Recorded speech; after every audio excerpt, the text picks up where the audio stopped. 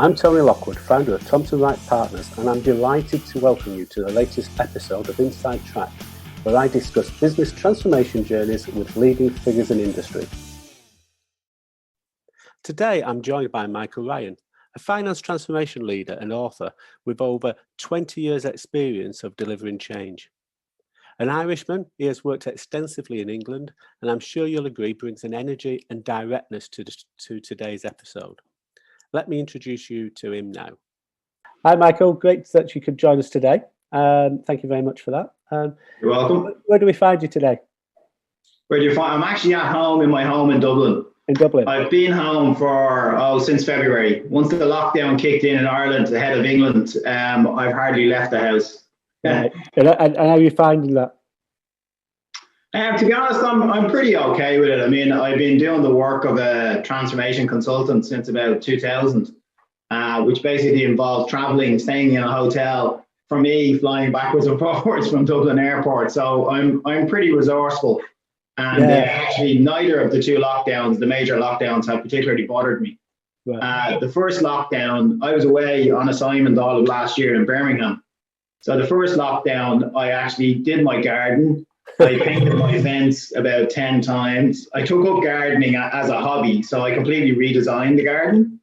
So I'd say for about 6 weeks. I can't actually remember how long lockdown one lasted. I know in Ireland it started early. I just immersed myself in the garden.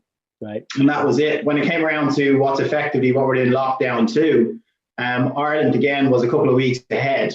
I don't know why. Maybe it's a Catholic guilt trip thing. We thought the virus would go away if we started to behave ourselves a bit better. So we've been in lockdown 2 weeks ahead of the UK.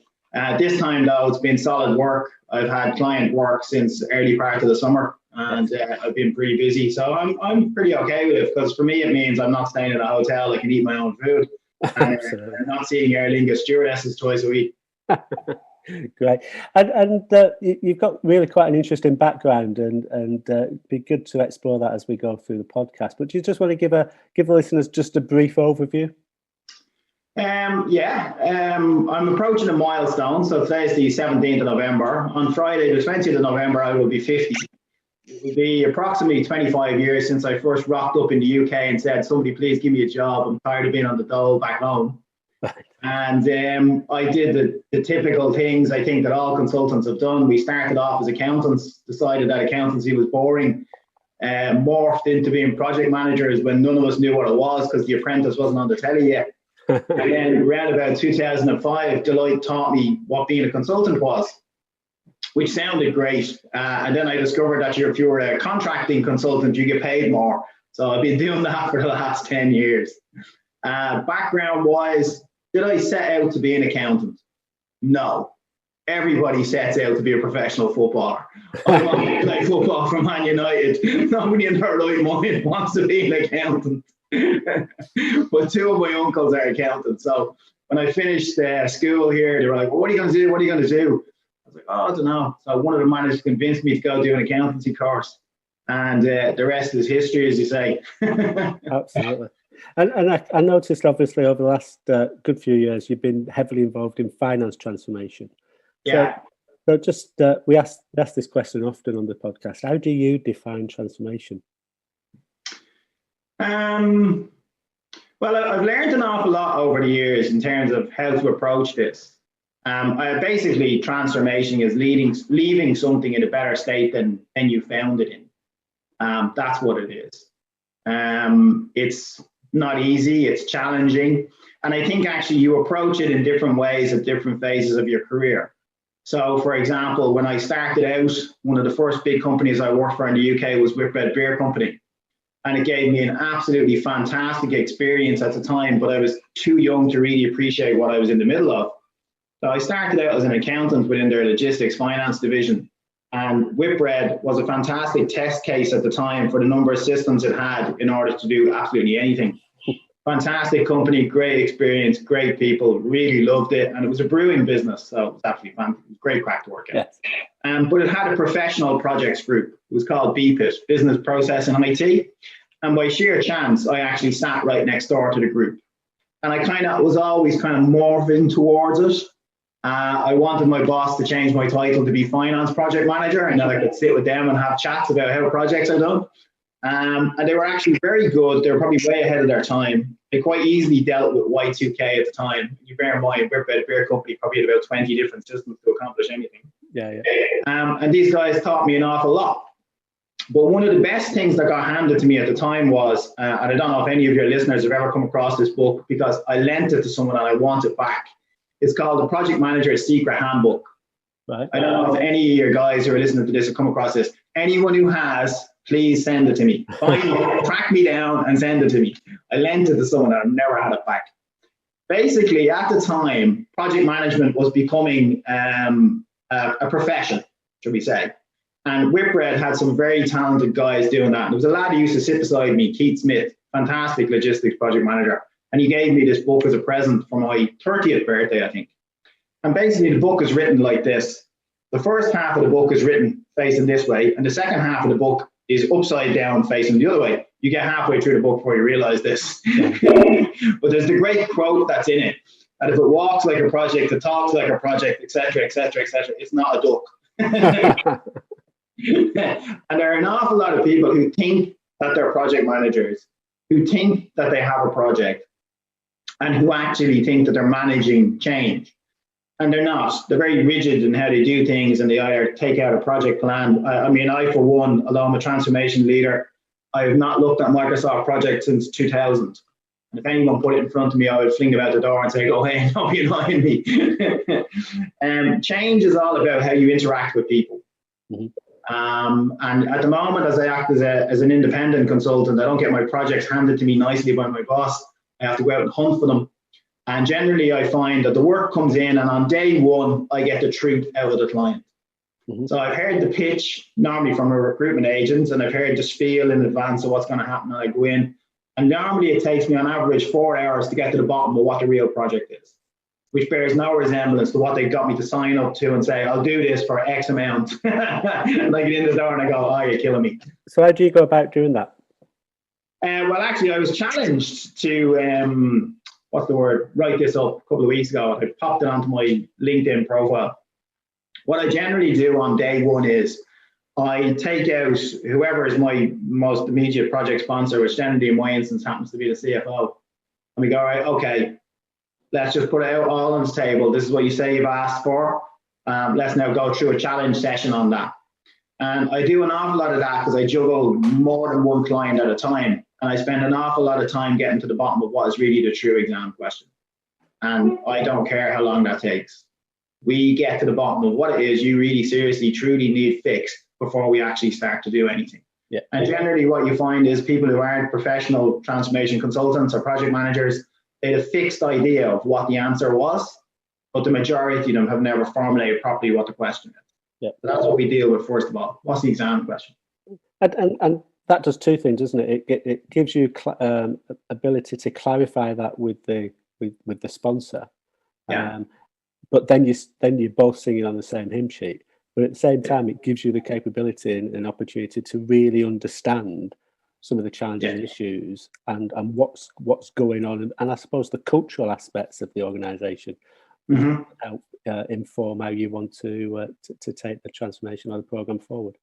Yeah, and I mean, people ask you how do I go about doing transformation? I get regularly asked which particular ERP systems I'm expert in or so on. I'm expert in none of them.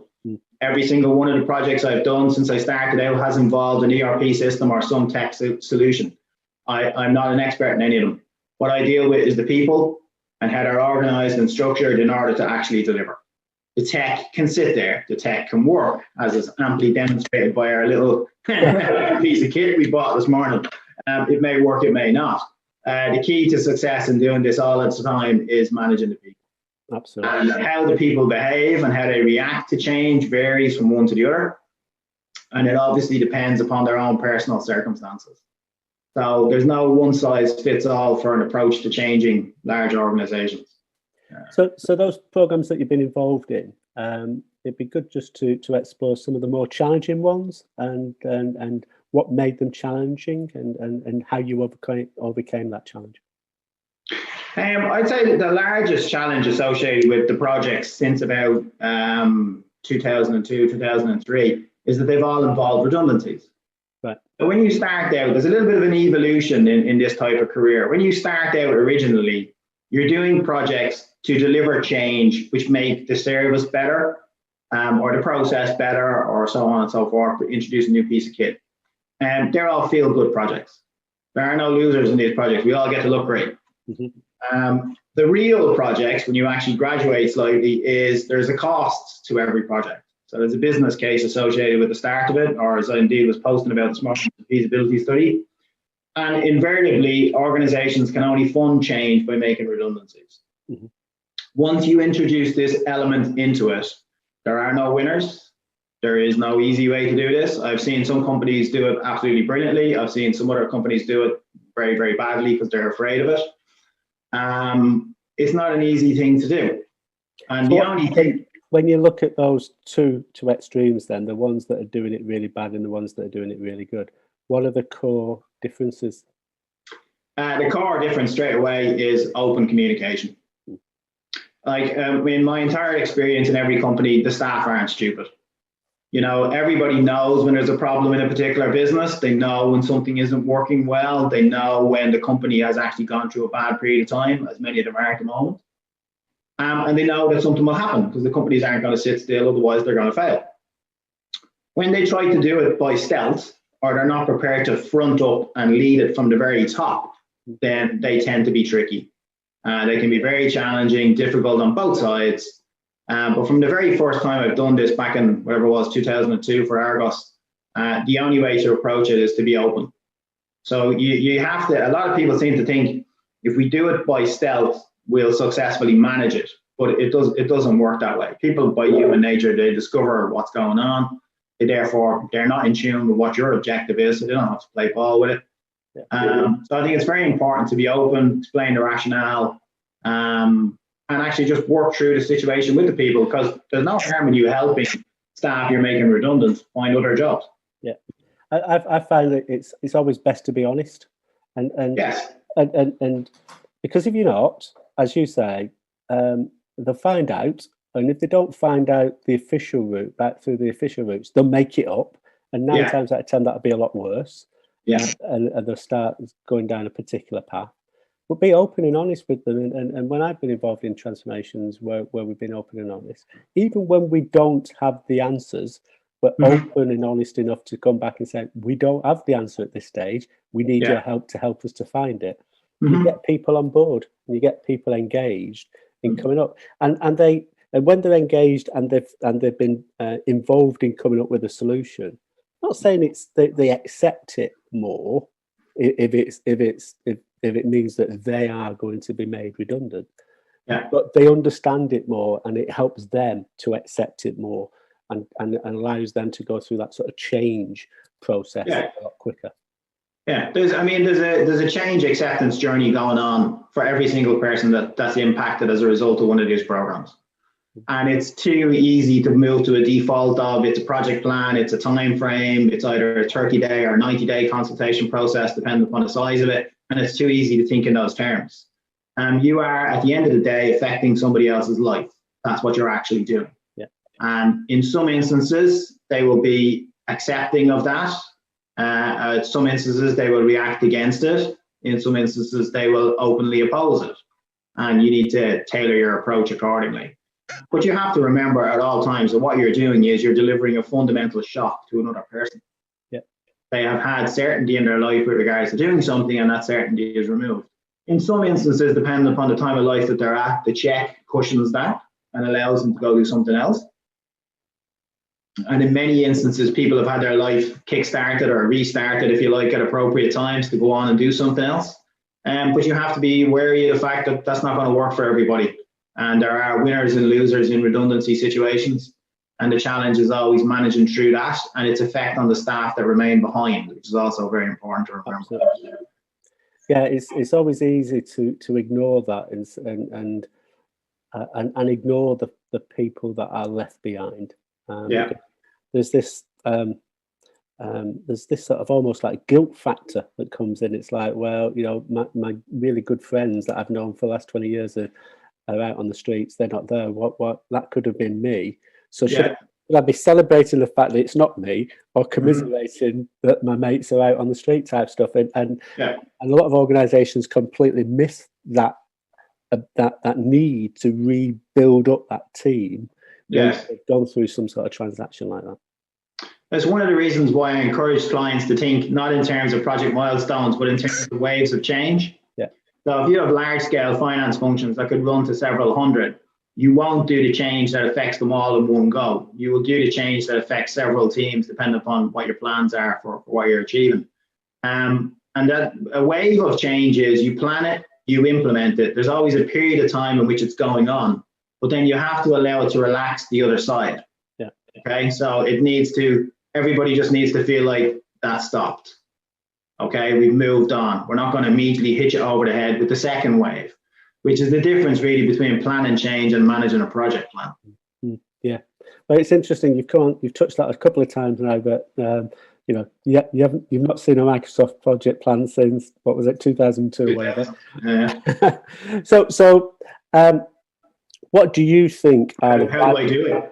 Well, what's more about what are the vital steps that you put in place in terms of that transformation framework?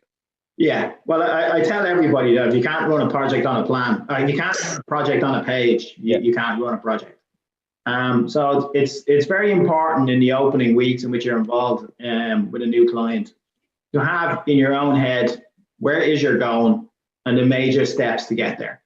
And it doesn't matter whether it's just something you keep in your own back pocket, but basically when you're in charge of leading change, you stand up and you can see where the goal is. And everybody else who's playing the same game as you generally is down here. Yep. They're looking down, their heads down, they're looking at their feet, they're waiting on the ball to be passed to them. They're not always looking up and can see the end result. Your job is to stand at the back, see exactly where this is going, and make sure everybody else comes along with it. Yeah. You don't need a detailed 300-step plan to accomplish that. No, but it's interesting, isn't it? It's a plan on a page. Everyone has different understanding of what a plan on a page is. Yeah. I remember one probably about 6-7 years ago. The sponsor at the time was keen to get everybody to work on a plan on a page. Yeah. There was within the organisation I was working in, there was 3 or 4 major programs that was being simultaneously managed quite independently, but they only ever came together at the sort of group MD level. Yeah. And she was very keen to get a plan on a page for each one of. So we did ours, which was probably about 15 lines on a PowerPoint. Yeah. Deck, one page. And one of the others on the other extreme basically cut and paste a Microsoft project plan. Yeah. Probably font size half on the page. So you need a sort of a microscope to read it type stuff. Yeah. But it's interesting. Different people have different perceptions of what a plan on a page is. What plan on a page does yours need to have? It's as far as I'm concerned, it's the easily digestible picture of what we're doing, where we're going, and how we're getting there. Yeah. And if somebody cut out to me the detailed part of a plan and put it on the page, I'd fling it back at them and tell them to go do it again. Yeah. The largest skills associated with doing this are, you know what the problem is you're solving. You articulate that to every single person in the organization, from the CEO right down to the bottom clerk. Yeah. You do that in a digestible form for them. And it's your job to ensure that they all move in the direction you want them to go in. And the key skill to doing this is being able to put in perspective to them, to be able to communicate effectively to them what the problem is, what we're doing, what your contribution means to this, and then inspire them and G them up that they want to achieve it. Yeah. So it's far more important to have communicable, wrong word probably, high level plans that everybody can absorb and everybody knows what way we're going.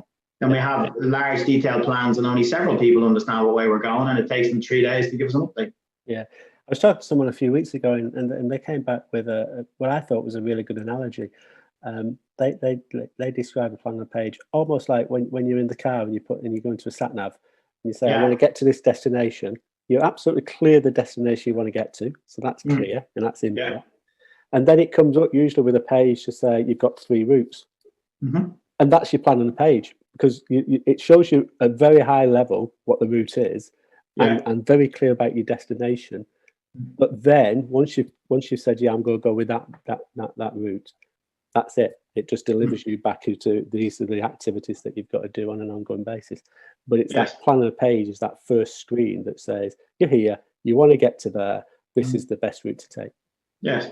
And that's, I mean, one of the jobs you have in doing this type of role is there's a main line of attack for what's being done. Yeah. Your job is to clearly see where the end goal is, and not everybody else is going to keep up with how that journey is going. It's your job to make sure it still stays on track. Yeah, absolutely. And that comes back to what we were saying earlier, isn't it? About as you're going through transformation, it's not a straight line. There's going to you're going to be moving all over the place. There's going to be stuff that happens halfway through that you had no idea that would ever. COVID. How many projects kicked off in September thinking actually once we get through the election and once we get through Christmas it'll be all systems going, then February comes, March comes, and the whole world changes. You know, but you've got to be able to adapt, and you've got to be able to understand very quickly how you're going to adapt to ensure that actually your destination is still the place that you want to get to. Yeah, I mean, the skill is your capacity to manage something. You regularly see people do breakfast briefings, that type of thing, with regards to whether you need to be a subject matter expert in a particular area. So to run a shared service centre, do you need to be a shared services expert? No, you don't. You need to be able to manage people. You need to be able to manage them towards an end goal. That's the idea. Totally agree. So in terms of the way that you structure your team, do you have a typical structure? Do you have sort of your lieutenants, and how do you do that? What's your standard approach? Well, one of the most important things for me is that we're capable of reporting and communicating what we're doing. The eager beaver, where there's an awful lot of work going on, but we can't actually reflect that back to the upper echelons, that to me is useless. For starters, the staff get no recognition for what they're doing. They're just working really, really hard, but there's no output to it. So the very first thing I set up is a reporting structure, and I identify what the key metrics are that I want to know. I don't want people coming to me telling me we worked 12, 14 hours of the day, we worked really, really hard. I go, well, that's absolutely bleeding brilliant. Well done. Do you mind actually putting me in perspective what you actually achieved? Yeah. And an awful lot of teams, particularly an awful lot of static operational finance teams who've not been transformed in a long time, have no concept of how to put across how it is they're actually making progress, what they're actually delivering. And so when a transformation project comes along and it benchmarks their performance, they go, wow, when they realize just how bad they were. So that reporting mechanism is absolutely important. So you start off with, what's the exam question? What's the reason we're here to do? You make sure everybody's clear on what it is. In your own head, you have your plan on a page. You're constantly to the point of annoying them, communicating and talking to the staff. You walk the floor all of the time. Do not attempt to lead transformation sitting in an office. Yep. You need to get out and see how people are reacting to things. And encourage them and let them see the human face of change. You're the one driving it. So march up and down the office, talk to them, see them, let them see that you're there. Yeah. And how do you handle difficult stakeholders? Difficult stakeholders are a challenge no matter what company you're in. And I've never, ever done a project yet that didn't have a difficult stakeholder. And you're deluding yourself if you think you can change somebody. I've learned in the last few years, I've done some extra training for myself, that I can't make you do something. I'd be deluded into thinking I could make you do something. Yeah. I can coerce you into doing something. I can create an environment in which you have no choice but to do something, or you're going to resent us for it. Yeah. And there's no way around that. So you need to understand you're going in to do a project for a particular period of time, and there are people who are not going to want done what you're doing. they are not going to cooperate with you, and you still need to step back, look at the end goal, and keep the thing moving along. You're not going to finish a transformation project with a whole load more new friends than you started it. Absolutely. But in terms of those difficult, challenging stakeholders, yeah, do you bypass them? Do you? There's two ways. There's two ways that I approach it. So the first is you gather the facts, yeah, and you present them in some format which gives some objective viewpoint around the issue, because there's always some issue you're debating. Yep. The issue is performance or somebody's contribution towards the overall process, and you need to put that in perspective and score it properly. And a lot of businesses just don't have mechanisms to do that, so you have to make them up yourself in Excel and then produce them, and then get through the part where the other guy goes, well, actually, I don't believe that, and you establish some degree of credibility around what you've produced, so it becomes a standard. But you always need a tiebreaker. So every organization requires a decision tree for a reason. There is one person who runs an organization the whole way down for a reason. You are always going to encounter individuals who are not going to want to do what you want them to do. You got to present the facts, present them up as impartially as possible, and someone else needs to make a decision. Now, I've got no issue making decisions that are within the control and responsibility of my particular role. But what I find in a lot of instances, particularly in major transformation programs, is people avoid making decisions. Yes. And you have to bring it up, and you may take a lot longer to get a major decision because you got to present the case. You've got to prove that the facts you've assembled are correct. You probably might have the same debate 3 or 4 times over before you get something to move in the direction you want. Yeah, I found a lot that's a cultural issue. So it's not just within the transformation area that people don't make decisions. I think a lot of organisations don't have that clarity and that approach of, as you say, confronting issues and making clear decisions. They try to fudge it, or they try to ignore it, or push it under the carpet. Yes. And which is that's the sort of the way that they operate normally. And when you're then putting in a transformation with a very clear end point and a very clear budget and a very clear timescale, that sort of bumps up against that culture. And I think that's what I find, that can drive out some issues and some challenging stakeholders that you've got to overcome. Yeah. You got to bear in mind as well, like most people have settled into the jobs that they're doing for 10, 15 years or longer. Yeah. They get promoted to the position from which they're actually not suited to making decisions. Absolutely. And then the companies send them on corporate training programs in order to bring them up to speed. But if you actually put them up against their external numbers, they don't measure up. Yeah. And so they're not suited to making hard decisions. They like to just beaver away within the subject matter that they believe that they are competent in. Absolutely. So transformation, well, business generally, but transformation in particular is quite stressful for lots of people. We touched on it earlier. If you are the recipient of change and it's not a great outcome that you're expecting, it can be quite stressful.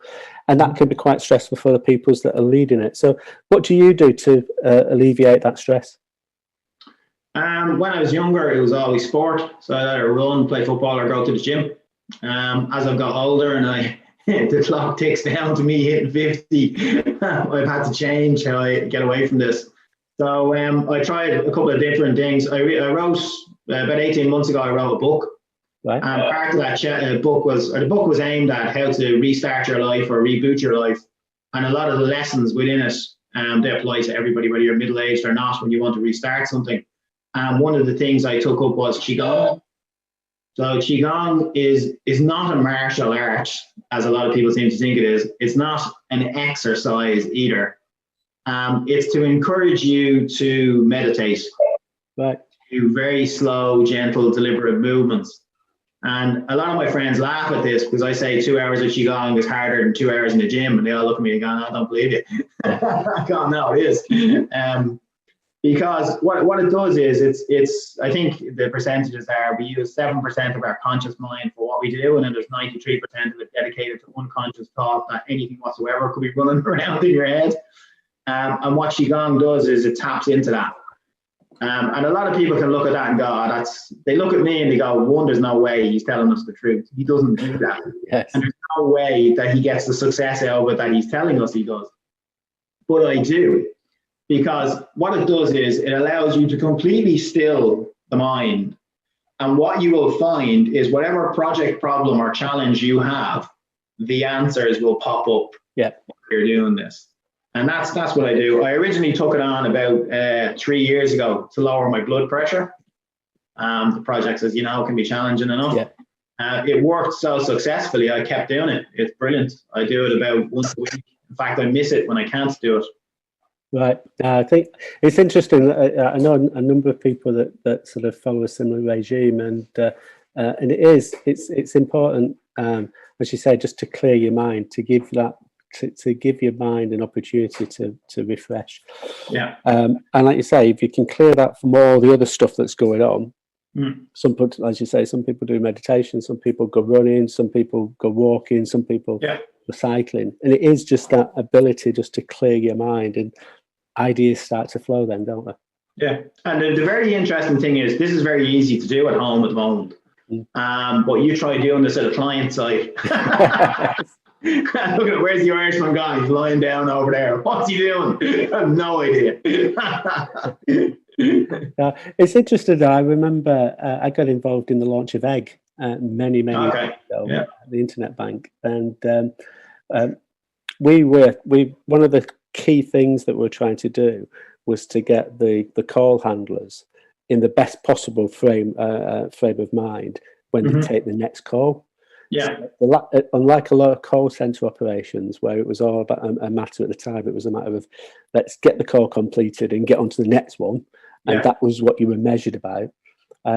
Egg changed it around to say, if you've had a really, really bad call experience or whatever, the last thing we want you to do is put that call down and pick up the next customer, because you're always going to reflect your previous call on that. So we created these chill out zones. And at any point, the individual call handlers could just go away if they'd had a particularly bad call, to go away and get into this room with comfy sort of cushions on the floor, bit wacky colouring and everything, and just lie down. So it would have been perfect in Egg. Yeah. A place to go to. I find. So I spent an awful lot of years as a sports coach. I either coached athletics or I coached football. And I bring a lot of energy to the project teams and indeed the client operational teams that I deal with. Yeah. I actually can't stand sitting at a desk for 8 hours, and I might spend up to 12 hours on a client site in a day. Yeah.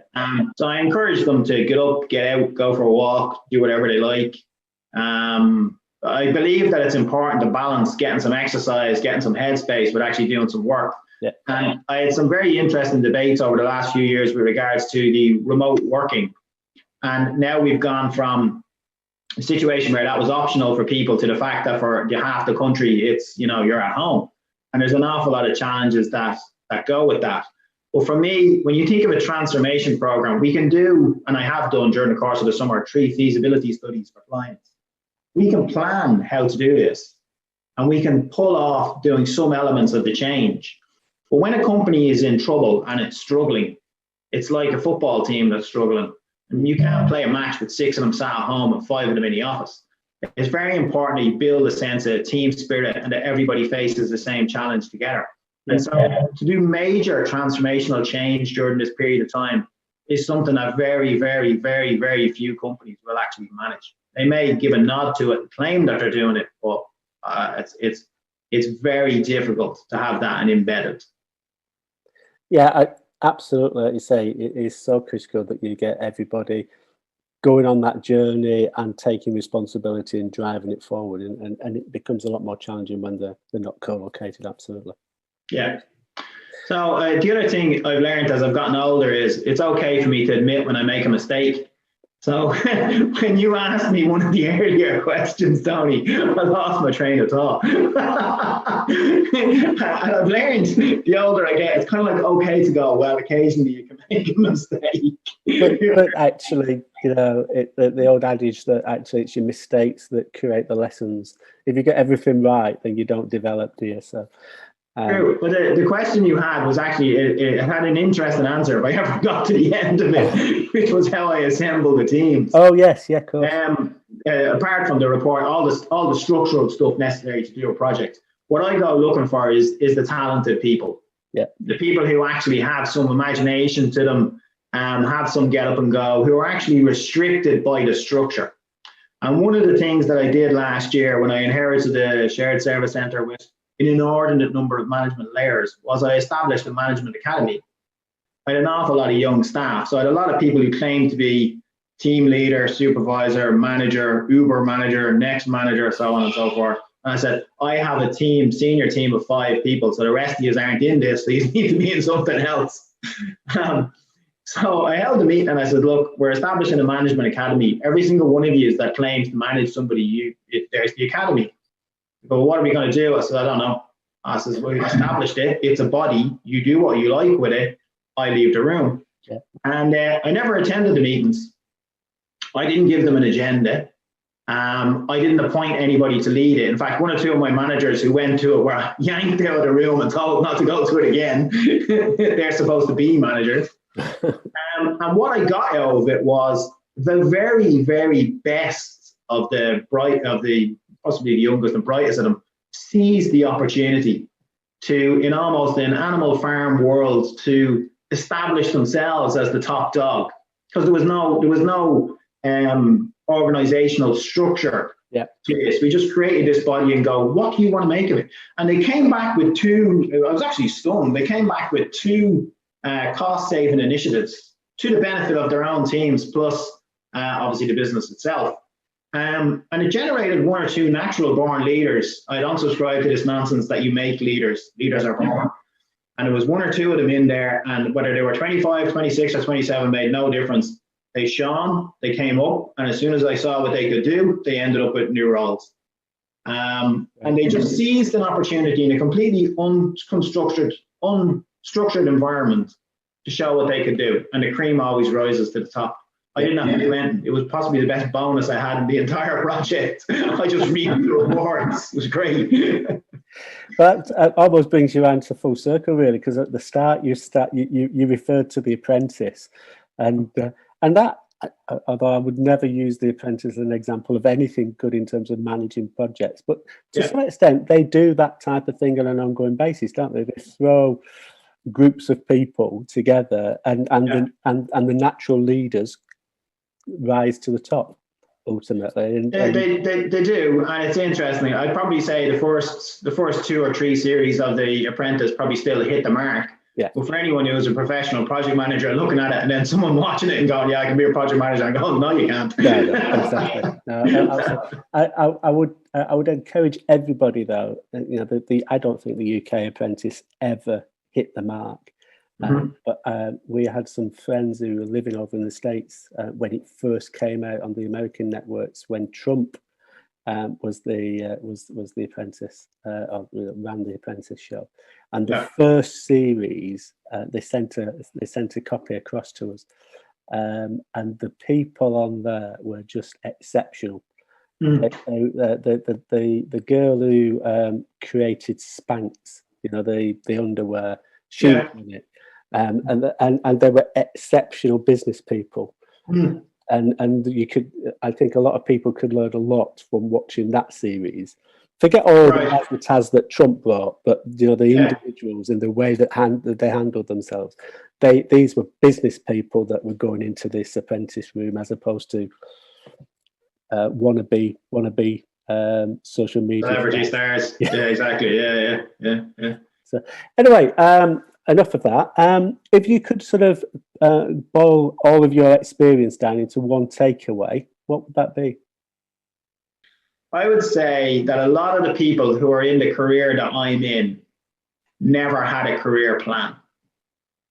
They never had an end objective, because the discipline of project management and transformation management is new. As a discipline, The Apprentice as a spin-off proves that, okay? So nobody knew what they wanted as an end result. Many of them, like myself, came into it from a particular discipline, so we ended up in finance transformation because we were accountants. But I experience an awful lot of people who've gone through my career route, they've no end goal. They don't know what they want to be. Mm-hmm.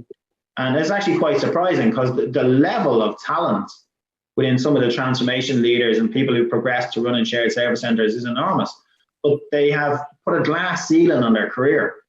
And I don't look at it like that at all. I go, I have a colossal number of skills for dealing with different situations. Mm.